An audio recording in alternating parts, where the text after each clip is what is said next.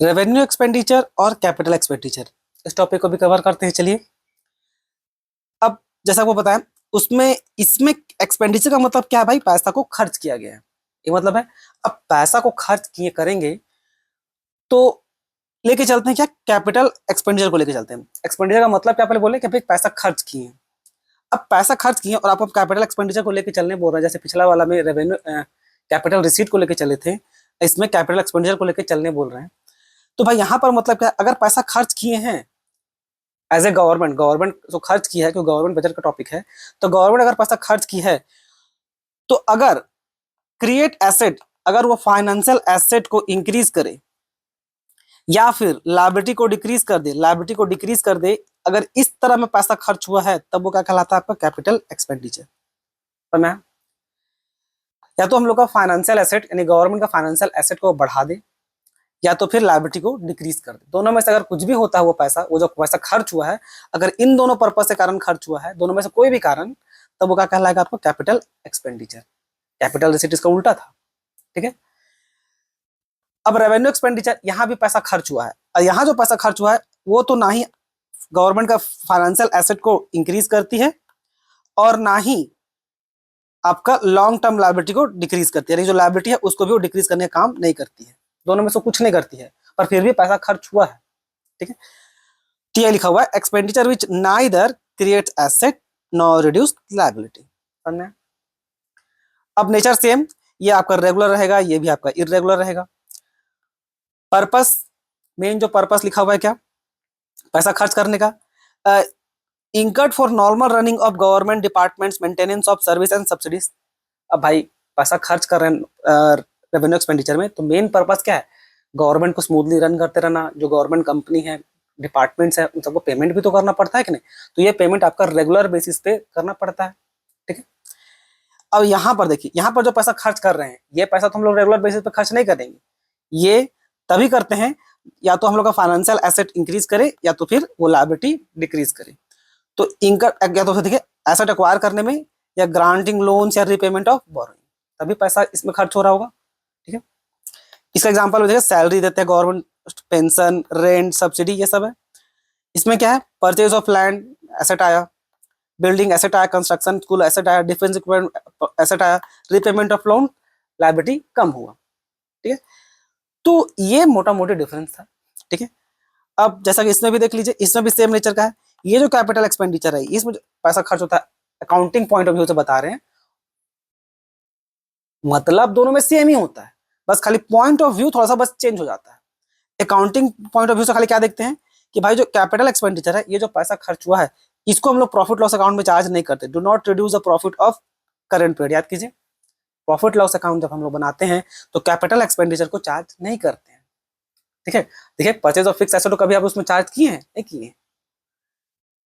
बात कीजिए revenue expenditure का, इस पे हम लोग प्रॉफिट लॉस अकाउंट में उसको चार्ज करते हैं, क्योंकि भाई डायरेक्ट एक्सपेंस होता है, यानी कि हर बार इंकर्ड करेगा, तो ये क्या है, हम लोग का प्रॉफिट को घटा देने का काम करता है। तो ये था अकाउंट पॉइंट ऑफ व्यू। अब कुछ देख लेते हैं क्वेश्चन भी। सब्सिडी, सब्सिडी क्या होता है, सब्सिडी होता है जो गवर्नमेंट डिस्काउंट देती है। ठीक है, एलपीजी अगर आप मार्केट में खरीदने जाती है तो आपको मिलता है 1000, गवर्नमेंट आपको डिस्काउंट में कितना थमा देगी, 900, 800, ऐसे बढ़िया सब्सिडी मिलता है किसको, किसान लोग को, फार्मर लोग को। अब उसमें वो लोग को क्या होता है, फार्मर लोग को जो मिलता है, रहता है 1700 का केमिकल फर्टिलाइजर, गवर्नमेंट उसको मात्र 300 में दे देती है, एक अच्छा खासा डिस्काउंट देती है सब्सिडी। तो सब्सिडी जो है, अब वो हम लोग का रेवेन्यू एक्सपेंडिचर का होता है। अब कैसे, देखिए लेके चलना क्या, कैपिटल एक्सपेंडिचर। अब कैपिटल एक्सपेंडिचर पैसा खर्च किए हैं भाई, तो क्या हम लोग को लॉन्ग टर्म लायबिलिटी घटा कि नहीं, तो देखेंगे एक लायबिलिटी जो है वो घट रहा है कि नहीं, या दूसरा देखेंगे क्या कि हम लोग का फाइनेंशियल एसेट बढ़ रहा है कि नहीं, दोनों में से एक चीज होगा तभी वो हम लोग का कैपिटल एक्सपेंडिचर कहलाता है। सब्सिडी दिए, गवर्नमेंट हर बार सब्सिडी देती है, ठीक है, और रेगुलर बेसिस पे देती है, हर साल देती है। अब क्या लायबिलिटी घटा, नहीं। क्या फाइनेंशियल एसेट एक्वायर किए, नहीं। तो ये क्या हम लोग का रेवेन्यू एक्सपेंडिचर है, क्यों, और वैसे भी रेवेन्यू एक्सपेंडिचर आ गया है, सब्सिडी गवर्नमेंट हर साल पे करती ही है। ठीक है, defence of capital, defence capital equipment purchase.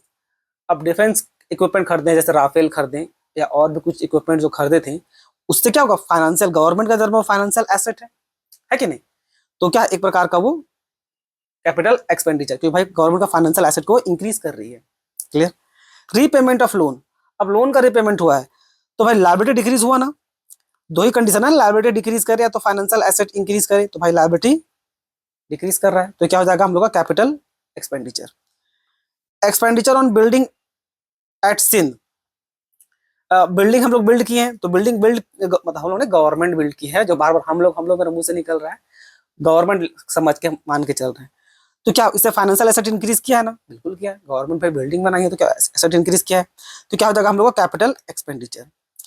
Payment of salary, क्या लायबिलिटी डिक्रीज हुआ, ठीक है। अब बोल सकते सर सैलरी पे करने से लायबिलिटी डिक्रीज तो होगा, पर ये जो पेमेंट आप कर रहे हैं ना, क्या एक ही बार सैलरी पेमेंट करके छोड़ दीजिएगा, नहीं, हर साल पेमेंट करना पड़ेगा ना आपको अपना स्टाफ को सैलरी। सेम तो आपका इसमें भी जा रहा है ना, सब्सिडी में, यहाँ भी गवर्नमेंट हर साल पे करते रहती है।